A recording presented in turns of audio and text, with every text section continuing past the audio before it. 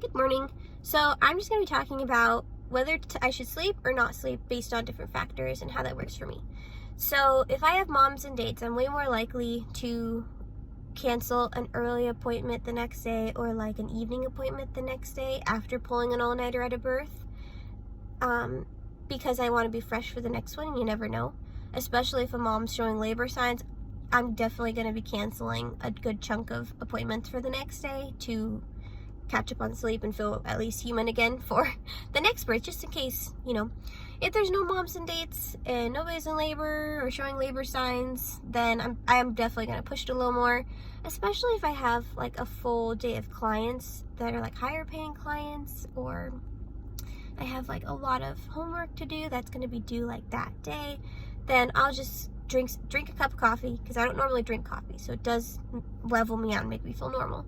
And I'll just push through until evening, and then I'll just make sure to get a solid night of sleep, if not go to bed a little bit earlier.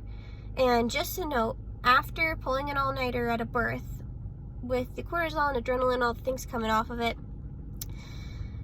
you might feel almost like hungover, like just so tired and so groggy the next time you go to sleep and wake up. So a little hack for that I've noticed is, instead of it being like the next day that you feel so tired and depleted, if you're able to sneak in just even like a 30-minute, 1 hour, 2 hour nap at some point, and then you wake up before you actually go to bed, that's when you're going to feel groggy and drained and hungover, and that way you're not feeling it the next day when you have to be on and doing things.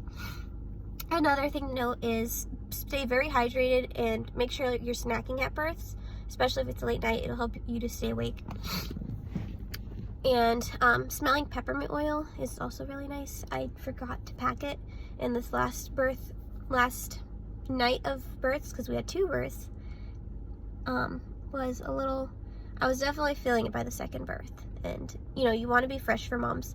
Once the baby's born and your adrenaline kicks in, then you're solid. But before then, it's kind of, it would have been easy to take a nap, even though she's in labor, So that's just some of my thoughts.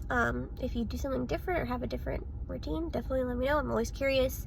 And as far as the routine goes, when I come back from a birth, the first thing I do is take a rinse and shove some food in my face and go to sleep as quickly as I can, because sleep is very precious, and you never know if you're going to be called to another birth, even if it's another midwife in a pinch and a mom you're not necessarily on call for. So that's all I have for today. Blessings to you on your midwifery journey.